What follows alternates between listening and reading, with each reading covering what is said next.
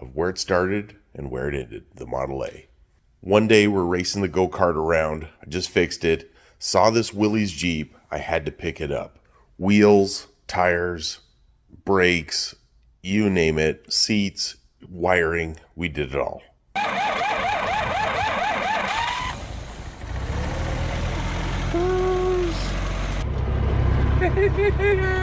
I'm driving my Jeep. Very noisy. Going around the block. Going on a trip. Go full speed. No, I don't have any brakes. Why we go full speed? We won't be able to stop and run into somebody.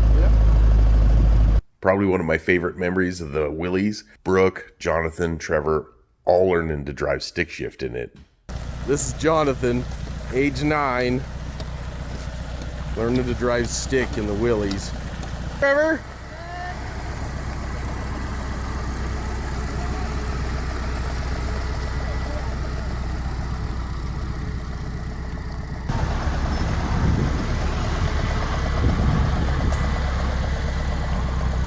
That's my girl. But it was not the childhood dream I wished I had. So I put the Willys up for sale or trade, and this guy reaches out to me and says, hey, I've got a 2-door. It wasn't just a 2-door, it was a Roadster, and man, I was interested. So we headed over to Glendale, saw this thing, sit in his backyard for like 40 or 50 years, came over from California in 1969, and I was in love. So we picked it up. And that's where the story begins.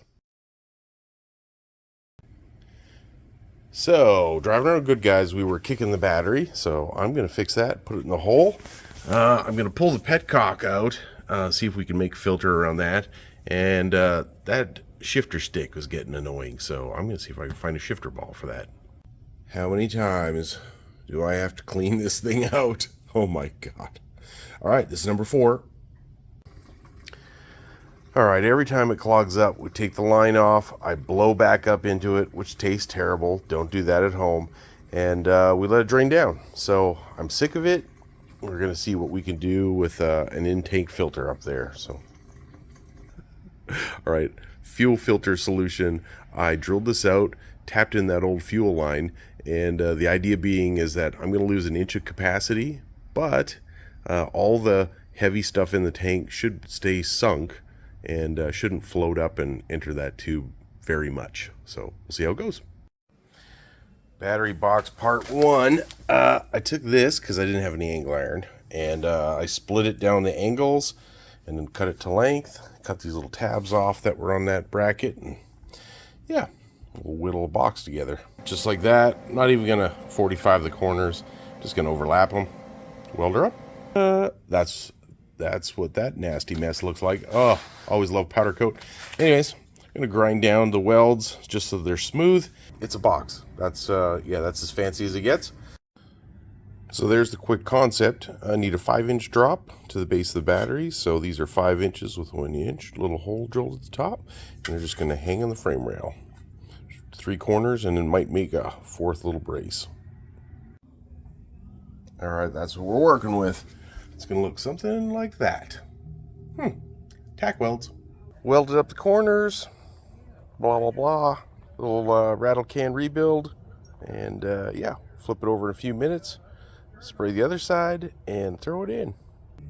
And there you have it. Sitting down there in place. I don't know if I need a strap. I might throw a bungee cord over top of it.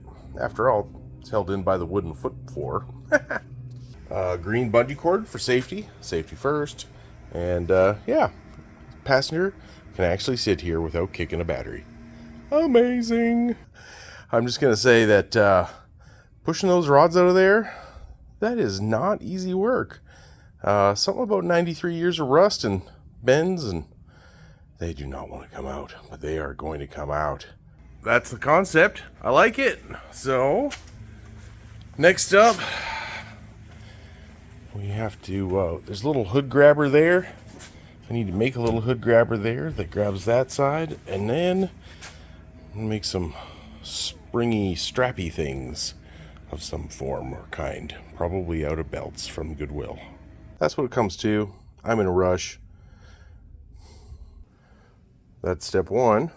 Pretty simple. All right. That's my bending fixture. Right there. Just slid the bolt out a little bit.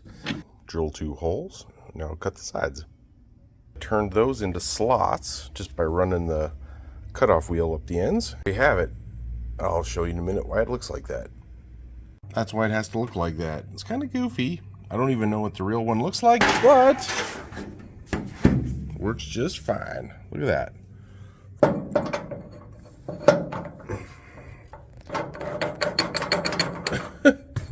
I wonder why it leaks.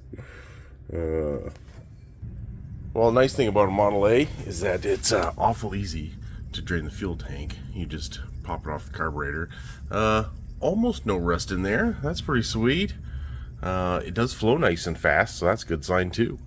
Did a little research on the internet, and there's supposed to be a gasket behind this. Obviously, that way it would get pressed in there. I got 2 chunks of gasket I bought a long time ago, so thicker's got to be better. Figure it'll compress more, so we'll see. I'm just gonna make a shape and try to cut it out and do the best I can. I was just thinking that if you were a Model A owner in 1935, this is probably what you would have done, because you would know it ran down to a parts store. Maybe, maybe not. I don't know, but I'm liking it. And just like that, it's back together. Woo! No leaks. And then be able to run. Well, that's gone. All right, so I happen to have 4 door hinges from cupboards that we used to have. I just edited this really quickly with my side grinder. I think it's going to work. So put that in there, drop the actual door pin right back in there, and then we'll wrap a belt over it to make some hood straps. Made this little template, cut little holes, 3 little rivets, so it looks like front and back. I think that looks pretty sweet. This episode of Make It Last Garage is brought to you by the little things. Sometimes it's a $5 shift knob that just brings a smile to your face. All right, you're not gonna believe Christmas. You're not gonna believe this. I dropped my spring. It fell. This is how I look. It fell perfectly into this hole and landed inside my jacket. Ha! I was looking for this for 5 minutes. Well, shoot. That looks pretty freaking good. I like it. Ooh, look at that! Facebook Marketplace Model A rumble seat. Sweet! How you fit back there, Shorty?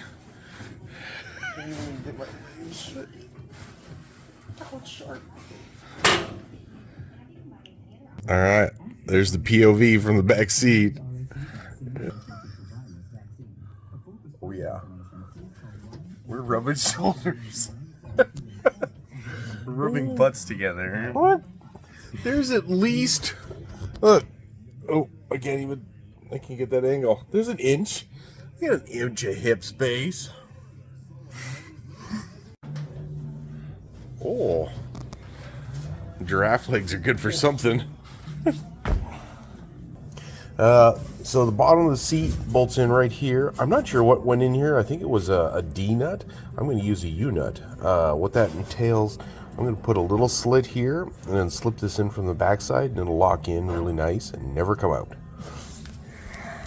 Look at that. Just like that. Never coming out. Super easy to work with now. I like it. Now down underneath, there was 2 little springs that stuck out in the front. I'm not sure how they were supposed to be held in there, but what I found is I made these little brackets that just push back on the spring, hold the seat in. Freaking works so nice. Look at that. 2-seater to 4-seater. All right, look at that thing. It's just freaking awesome. Anyways, so long for Make It Last Garage.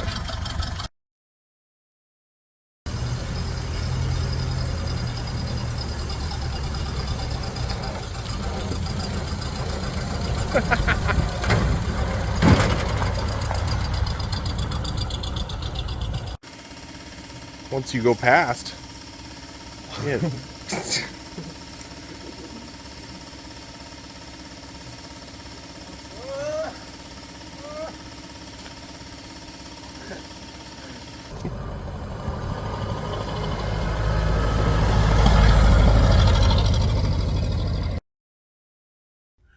And there you go. That's the Model A story.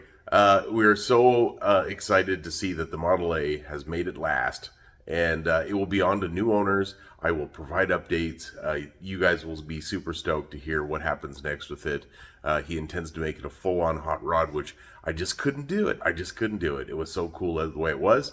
And yeah, on to bigger and better things. We'll see what that means.